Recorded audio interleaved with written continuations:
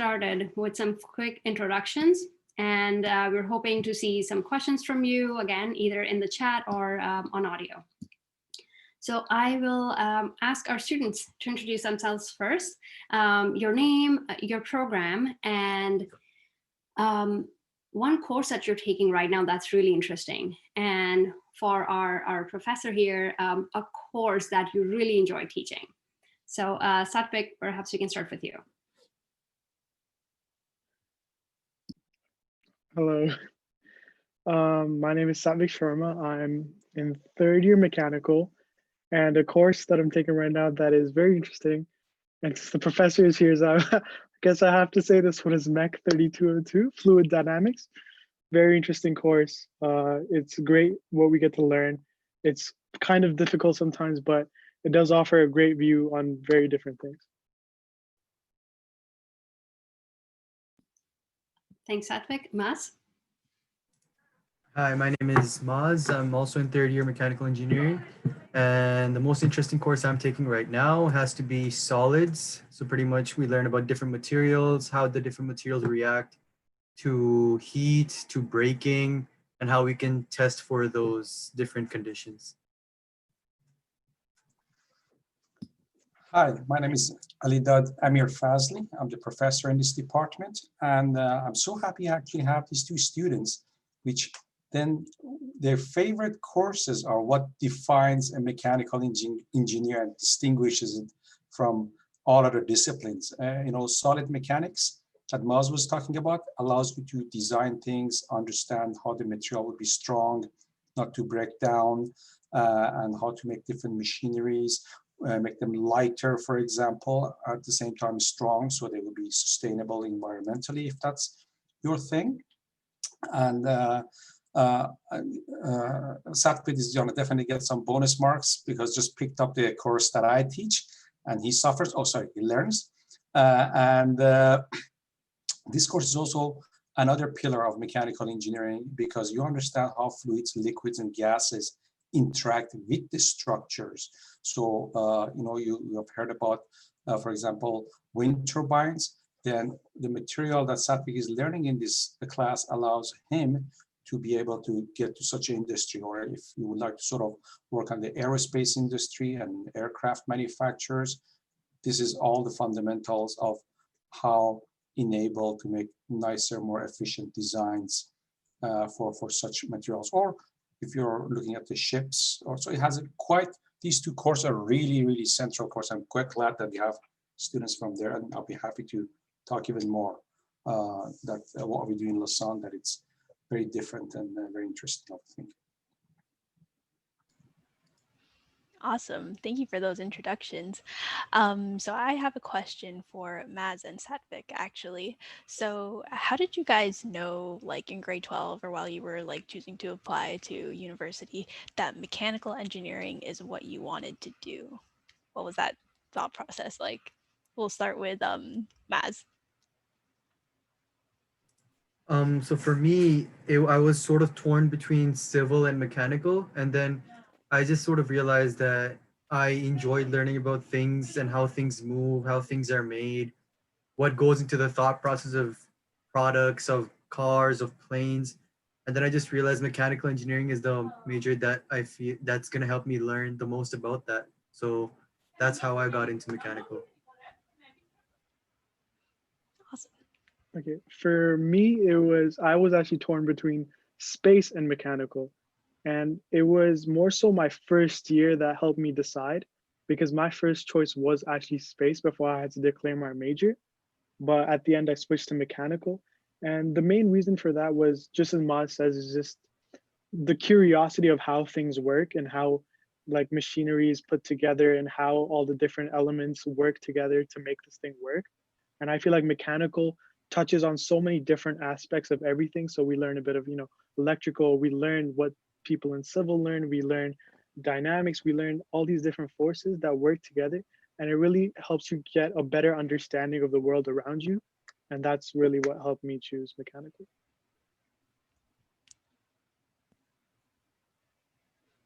Perfect.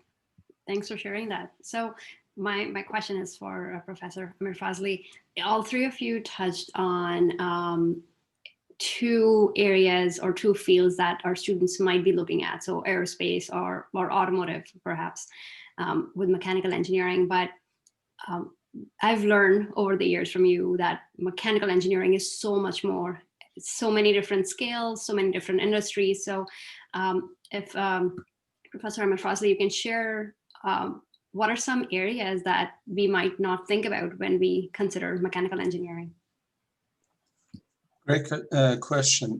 Mechanical engineering is very broad. So I'm going to sort of surprise you that mechanical engineers are playing a major role in electronics, in the computers, in telecommunication equipment, and so forth. You may wonder, what? Electronics? Where's the mechanical engineering in that? What is moving? What is shaking?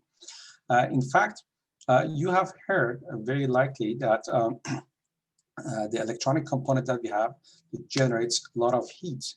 And if you sort of do not remove this heat, the components would burn out quite a bit. So a good friend of mine, for example, had been working for 20 years just in the electronics industry to help electrical engineers design circuitry and CPUs and video cards and so forth, that they are all thermally efficient and they would not burn out. So you have a lot of mechanical engineering working in such an industry. That might be a bit of a surprise. In fact, one of our professors comes from industry after 10 years working in a telecommunication company, that their job was how to cool down and manage the thermal load of the cell towers. You used to work for Nokia, and such an other companies like Ericsson and so forth. So that's one area that you would not think that, oh, I didn't know mechanical engineers work in electronic industry. Another one that might be quite interesting for you is in terms of sustainability. You have a lot of mechanical engineers involved in designing electrical mobility for batteries, for example. Again, the new batteries generate a lot of heat, and this heat needs to be removed from the system, otherwise they become degraded very rapidly in terms of life or in terms of the output. So if you're talking about sustainability and electrification, again, mechanical engineers play a major role in there. As I said earlier on, sustainability, wind turbines is another area that all these advancements that have been made is because of mechanical engineers applying their skills to develop turbines that are now efficient and not sort of what you see in the little picture books we all grow up with, the sort of Dutch windmills and stuff like that. They can actually provide one single wind turbine can provide power right now for a small village, and that's remarkable. And I stopped by saying the last one, which is a project out of the fluid dynamics that I teach last year, mechanical engineers play quite a bit of an interesting role in medical devices. Satvid, this year we're working on COVID-19 kind of a chip design, right? It's topical for now, in terms of diagnostic in this particular course. But last year, what the project I had, the mini project I had in the course, was about the heart valve. Because a heart valve needs to be designed from a fluid dynamic, how the blood flows around the valve, the artificial valve, to extend the life of people. And again, this is an area that a mechanical engineer plays a central role, because the valve needs to be designed such that it would not disrupt the flow or provides a minimal disruption as it opens and closes, so it becomes quite close to something natural. And that was just a project that the students did in one course. I mean, I can go on and on and on. I mean, it's the best. Let me sort of summarize everything for you guys on the call. It's the best engineering, period.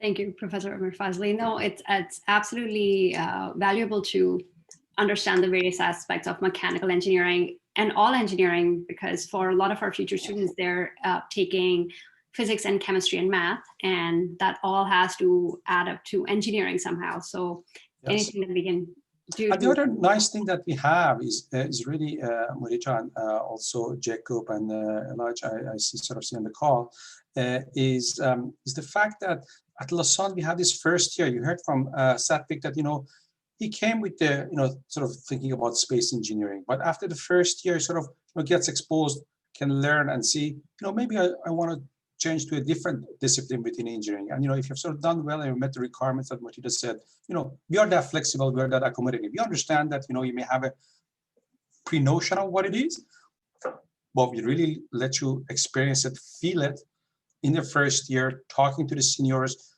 The team here is extremely supportive to let people talk to the seniors, organize things before they make their final decision after the first year. So, you can come for, it's like a supermarket. You come buy your ice cream because on sale. You may end up getting, 5 other things with it as well. And that's how we run it. one of the questions that we have in the chat, again, I'll continue with you, is what are some of the places our students have gone for co-op? And I know of a few companies, but I'll let you answer first. Oh my God, now you're testing my memory. But let me tell you about a few sort of a cool stuff. We have had people who have gone to Ontario Power Generation, essentially what powers the entire province. So I know a couple of people who went in there, and subsequently, actually, one of them got even hired at the Ontario Power Generation. Very stable, very well paid job. So that's one thing. I know that people having a mechanical engineering degree, in fact, have gone even to consulting, working for PricewaterhouseCoopers, because they, sort of value what people have learned in Lassonde in terms of the analytical thinking and social skills and sort of societal things that we value. That is unique, I would say, for our school. So they've gone to such adventures, and we have for co-op people. This is something that in mechanical we organized. They have gone to Korea, sort of working there. We had a person, actually a couple of them, that went to three companies went to Switzerland in Alstom, which is a company that makes big trains, and they have sort of worked in Switzerland. That's something that we organized within our kind of department. So you can sort of see that industries are quite wide, and geography is also quite wide. So essentially, sky would be the limit when you join us here, and pick up mechanical engineering. It would be just tremendous. Obviously, this year nobody can go abroad, but we have had this, as I said, Korea, Switzerland, and different places in Canada. There's a question, I think. No? Yeah, I believe that's one for me. I just wanted to add a couple of more things on co-op. So there are absolutely global or multinational companies like GE, Siemens, Celestica, Magna, that students have gone to, but consulting is something that you would learn about once you're in university, once you're here, and the skill set that you gain as an engineer is just valued across industries. And the fact that it's unique at Lassonde, where you are learning about social impact, is something that we love sharing. And Professor Ms. Prosley also mentioned one of the applications of mechanical engineering being in sustainability. So just having that outlook that we're thinking about more than technology when we are working or researching or teaching students is absolutely very much of value to us. So the next question I see, it's for me, it's if you have specific grades to get into different engineering streams, like UFT programs, or do you choose your discipline? So we actually offer best of both worlds. So if you have known since you were 10 that you wanted to be a mechanical engineer, that's absolutely fine. The admission requirements that I shared, as long as you meet those admission requirements, you would get into the engineering program, and your application that you submit through OUAC Once we receive that, we give you the option to confirm a space, confirm a spot in the program of your choice. So for example, if you're looking at mechanical, space, and electrical, you would submit those choices. We will let you know before you have to accept your offer of admission if we will guarantee a spot in that, which means, let's say if we guarantee you a spot in mechanical engineering, once you're done with your first year foundation engineering, your second year courses will start in mechanical engineering, not a problem. But we do keep a small set of those spaces available in each of those programs because as our students have shared, it's possible that you really haven't decided yet, or it's possible that you discover a new passion and you change your mind. So we do give some space for students to move around. But again, it's the best of both worlds. So you can declare or confirm your area of specialization right now, or you can do that after your first year. Tiffany, I believe you have the next question for our students. Yeah, absolutely. So for Satvik and Maz, basically, what's one course that you guys have taken so far that you've noticed a connection between like the classroom material and like the real world? So think about all the courses that you've taken so far. What's one that like really stands out that like what you learned in the classroom like connected to the outside world? We'll go with Satvik first. For me, a course that really helped me like see the practical side of everything was the mini design course that we had to do, where we had to actually work on a project from start to finish, designing it first, making a report on how we're going to design it, what we're thinking, the preliminary processes that we have to go through, all the drafts, then, actually designing the project, then worrying about what materials we're going to use for the project, how it's going to work, then, designing it on actual softwares like SolidWorks, and seeing how all the gears and everything mesh together, and then finally bringing it out, making it, putting it all together.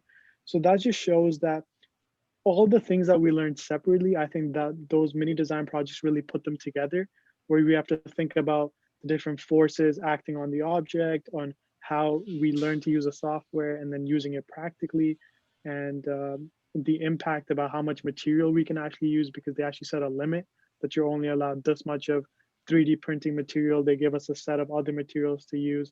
So that whole project really, I think, helped me understand the practical side of mechanical engineering. Thank you. What about you, Maz? So for me, it's actually a couple of courses. So in second year, we took a materials course, and in third year, we took a machine elements design course. So the knowledge that I got from the materials course in second year actually helped me a lot in the machine elements course, because we ended up learning about different materials and how they're used in the industry.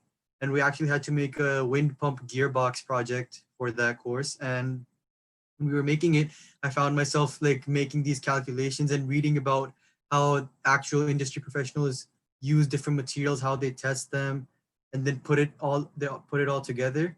And just learning about that, I feel like that gave me like a really good perspective on how the stuff we learn in school actually does apply in real life. And that was my experience with it. Thank you. All right. So I was thinking about the courses that you're mentioning and other courses that we offer. One, a few of the related fields that our mechanical engineering students are interested in, Professor Amir Fazli, is either mechatronics or biomedical engineering. And we don't have a separate program in mechatronics or biomedical, but we do have courses and pathways that students can get started on that will lead them to that field. So any thoughts or insights you can share on that would be great. Sure. Marita, I think the strength of our program is you're not trying to pigeonhole people based on what idea they had, in the second year of their studies or when they were 18. The approach that we took at Lassonde, in contrast with a lot of other schools that they are trying to stream people and then define them based on what they thought is their quite interest. You heard from Satvik that how his interest will change after a year. So, however, having an understanding that there are a lot of industries, Johnson Control, for example, that you need to have mechatronics kind of understanding. We have put specific courses, like our instrumentation course, that is with the view of providing the toolkits and understanding of our students in a hands-on manner. Even during these COVID times, what we did was we sort of get these kits that they needed, invested tens of thousands of dollars and send them to their homes, okay? So they can have this hands-on idea about how the sensors, motors have to work together to make a mechatronic device, for example. A mechatronic device can be something that sorts coins, kind of sorts different materials in the factory and so forth, or sizes them based on the vision system that you have. So that's our approach. Essentially, the students are going to Lassonde, they get all the basics about these different kind of niche markets, and they would have the ability to go and work because they would take courses like this. You talked about biomedical engineering, for example. I just gave an example that in my course, it's a fluid dynamics, but we cast it in a biomedical application last year for a heart valve. This year, we are actually casting it in another sort of a guise, which is the microfluidics for rapid diagnosis of the pathogens. And this is something that today there are real jobs that companies are kind of hiring for this kind of a program. But we're not kind of pigeonholing everybody, say, okay, you become a microfluidic expertise or something. We give these opportunities through the program, we expose them, and then if their job opportunity comes later on, or their sort of interest evolve, they have multiple things in their toolkit to pull from and then present to the particular industry that may require somebody in mechatronics or biomedical to demonstrate that, hey, look, I have experience, I've been exposed to such work. Perfect. Just a heads up to our attendees, we do have a couple of more questions lined up, but after which we'll wrap up. So if you have any additional questions in mind, please feel free to share at this time. So continuing on that topic that, you have the courses and projects that are set in certain contexts to give students exposure to various fields. What are some other ways students can learn more about mechanical engineering or its applications outside of the classroom? Are you asking me or the students? You, sorry, Professor Fasley. Yeah. I want to ask the students, guys, what kind of opportunities you have had outside of the classroom? And then I, of course, answer the question. I'm a professor, folks. I have to ask questions all the time. So, Maz. Well, so my experience was mainly Reddit. That was one where when I started off in first year, I was kind of shy and I didn't want to approach professors, which they seemed kind of intimidating at the time. So I was like, okay, I'll just approach the upper level students, or I'll go through Reddit and see, okay, what kind of industry is this exactly? And by the time I got into second year, I was actually approaching professors, because every time they started their class, they told us about themselves. They're like, okay, this is what I researched on, this is what I researched on. So I actually got a chance to talk to a couple of professors. I asked them, okay, why did you do this? How was the experience and everything? And that's kind of how I learned about mechanical engineering. Any other activities? I think the question sort of Matteo was asking, any other activities that you can apply yourself in, of the clubs that you're a member of or anything like that? Or you work with any of the professors over summer? I don't know, just sort of throwing it out. The profs actually did tell us about clubs. Like for me, they told me about the Lassonde Satellite Club. I got a chance to talk to them a little bit. I didn't really have a lot of time to join them in my second year because of the course. I was still figuring out how to manage the course load and everything. Sure. But that was just one experience that I had. And I know there's an automotive club as well where they Formula One car, and that's really interesting. Yes. Satvik, how about you? I think what Maz said was fantastic. If you do have an interest in a specific field that you want to get into, like such as biomedical or like chemical engineering. So many of our professors do such different types of research that it's great to like ask them about their research and ask them if you can help with it, because I know we give research opportunities where you actually get paid to help them do research, either on a part-time or a full-time basis, which is just fantastic because you actually learn from the professors. It's a great way to like get a reference and get real life experience on projects. And clubs are another great way. I know there's a club called Concrete Tobogganing Club, which one of my friends was a part of, and she used to tell me about how they actually had to design a toboggan that would work on concrete. So, you're using all these concepts of friction, forces, gravity, and it all comes together. So they're both great ways to get more practical knowledge about subjects. With this kind of a little exhibition here for people who are with us, I want to show that how in Lassonde we would like the students to take charge and do things and do by learning. So as they can see, I'm not just going to be a person standing there and talking all the time. We want to get them involved. That's why I sort of put them here to reflect on what they're doing.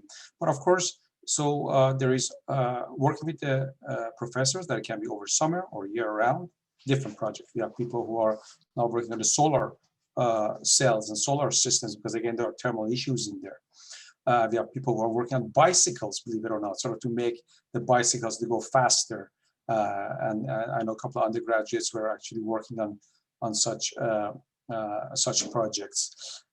We have had undergraduates work with me, for example, that had the opportunity to experience weightlessness, essentially the condition that's in space. And they did these really cool tests down in France on board an aircraft, so essentially they were floating in this, what colloquially known as vomit comet flights. And then there is different kind of clubs. You heard them. There's also a rocket club. And there's multiple different kind of opportunities. These are all at the pace of a student. So you heard from Maz that wants to sort of focus on the courses the first couple of years, sure.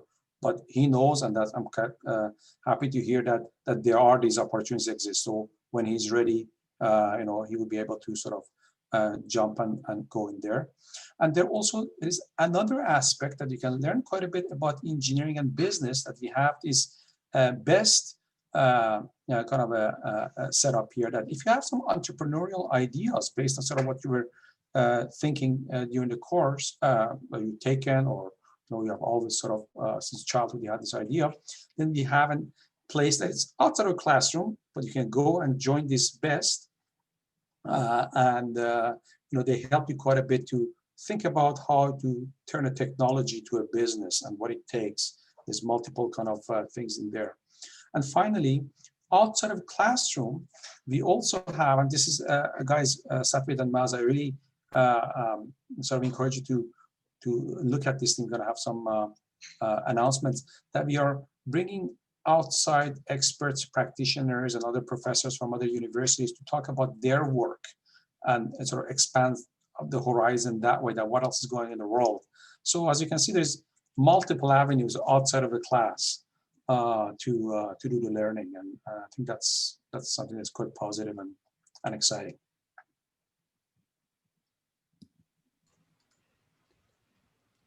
Thank you so much for all of your opinions on that. Those are some awesome answers. Just a reminder that even though we're close, I passed to the exam. time, Thanks, Tiffany. Of course. No, you always do. So just a reminder to our students on the call, if you have any questions, please feel free to ask them in the chat. Feel free to unmute. Seriously, we're here to answer any questions that you have, not only about mechanical engineering, but just about university life in general. So my next question is going out to our students again. And if there's one piece of advice that you'd like to share with our students regarding, the transition of getting ready for university from like high school, what would that one piece of advice be? We'll start with Maz. One piece of advice that I definitely learned the hard way was I had this mentality then going in from high school to uni that, okay, since there's not a lot of assignments to keep track of, I'll just remember them. But in uni, they don't actually tell you that you have assignments due. They're just due. And if you don't submit them, okay, like you have to tell the prof if there's a special reason that you didn't submit them.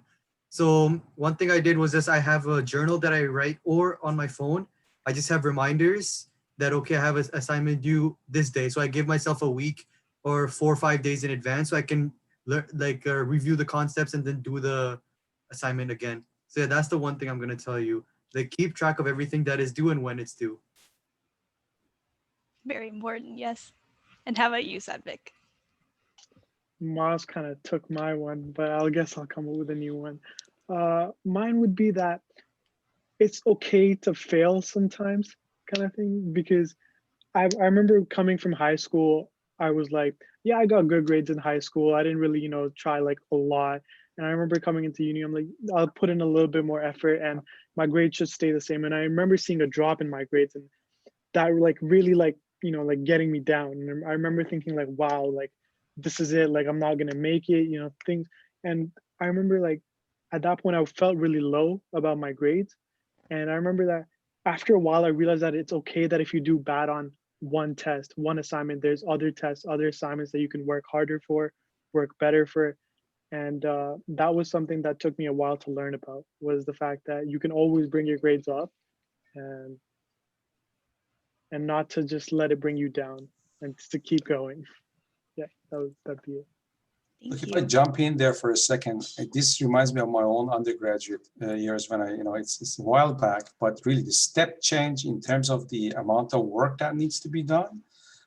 Get ready for it, guys. Doesn't matter you come to Lassonde or anywhere you go, different ball game, especially in engineering, quite a bit. And time management, I think that's really the bottom line that Maz wanted to say.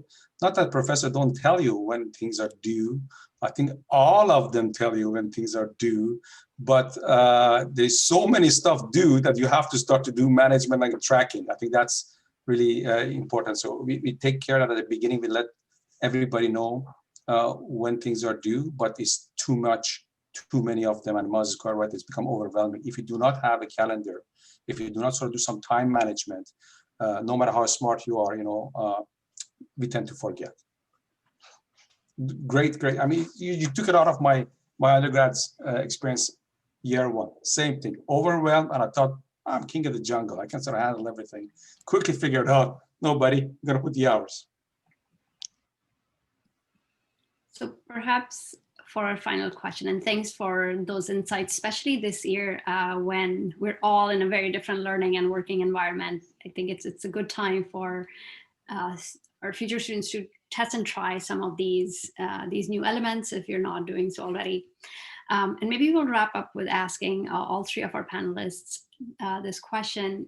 You're learning or teaching about mechanical engineering inside of the classroom, outside, you're here sharing about mechanical engineering, but what do you do when you take a break? How do you balance everything mechanical engineering and then perhaps taking a break and re-energizing? What does that look like for you?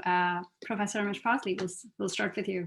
Oh, you're asking the wrong person. As a true engineer, I start drinking beer. So that's how I'm going to sort of deal with it. So that's the honest answer, but I can give you sort of professorial answer to you. And it's also truth.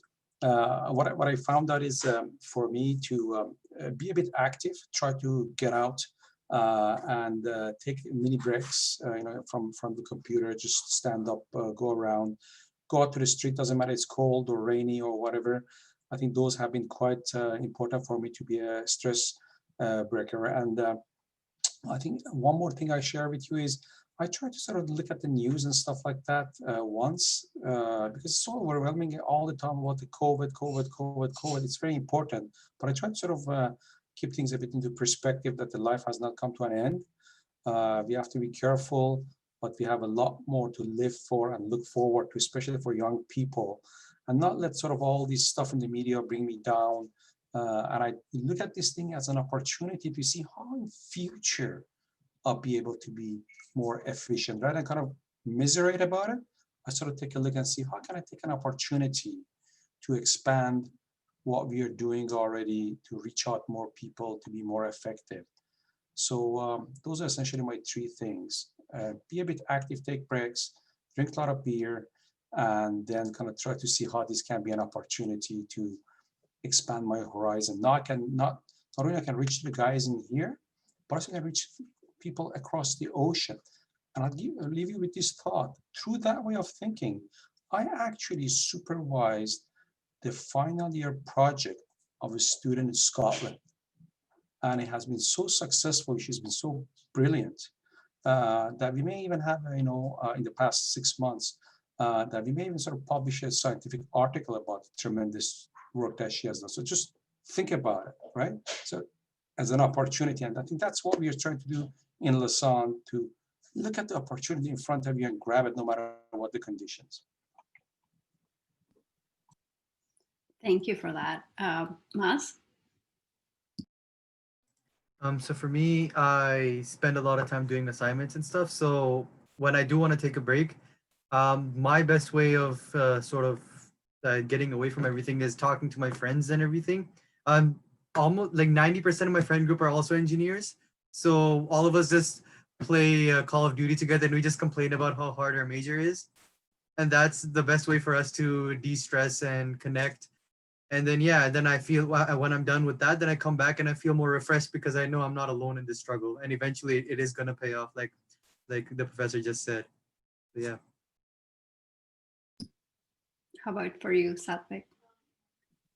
I think what Maz is saying is like, right, complaining about your major is a great way to like get out some of that stress. But and what he said before about keeping a calendar, I think that's also a great way, because when you set everything out about when everything is, you kind of see that you can identify where your free time is. And that's where I'd say, just whatever makes you happy, whatever like makes you not stressed or takes you away from, all the stress, just find a time to fit that in there, like make that a priority, because it is a big thing. Like I know I try, whenever I have free time, I will go out and play soccer. Like I'll just go do it, and whether it be outside or maybe in my basement, I'll just find that time to do it, because getting away from all the work and just like getting a new start is very nice, and then you can get back into your work and deliver a better product at the end of it. Well, thank you so much for sharing those thoughts about life outside of the classroom, life in mechanical engineering, and life at Lassonde. Thank you for joining us for this session to answer any questions and concerns that our future students had. To our future students who are joining the session live, thank you so much for attending and for your interest in Lassonde. Again, this is not the only opportunity you have to connect with us. We do have a session on civil engineering tomorrow. We have an admissions specific session next week, and certainly more to come in the new year. We will be keeping you updated with all the events coming up via email or one of our social media accounts. So again, you have a big decision and an important journey ahead of you. You're not alone. Keep in touch with us. And for anyone who is tuning in and watching a recap of the session, same applies to you. Please get in touch with us by email or a phone call, and we'll be happy to guide you in the process. Thank you so much, and we will connect with you all soon. Take care. Thank you, everybody. Thanks, guys. Thank you, everyone. Satish and Maz. All right, thank you.